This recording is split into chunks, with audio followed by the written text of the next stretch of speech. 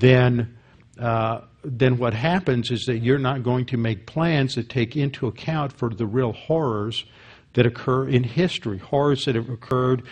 Sometimes they're natural disasters.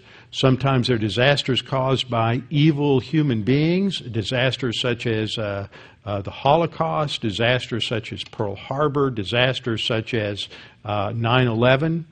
And the only way you can explain that is because God has given man freedom. And freedom means that God's not going to step in and say, okay, you made that bad decision, I'm not going to let anything bad, no bad consequences from that. If you're going to allow people to experience the benefits of success from good decisions, you've got to allow them to experience just the opposite, or it's not freedom. And so the corollary of freedom is that people are going to make bad decisions and they're going to experience the consequences of that. And so when we face that from the vantage point of God's Word, we have reality. And we can understand that God is still in control and that the end game is going to be good.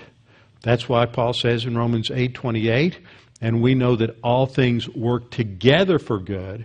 God works them together for good.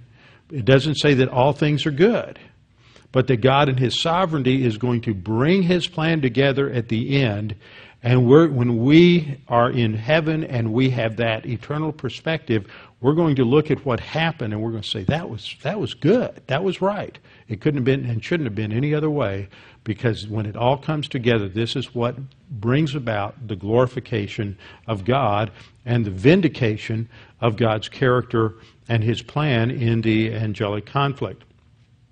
So, in Hebrews 6:11, the writer of Hebrews is saying, we desire that each one of you show the same diligence to the full assurance of hope and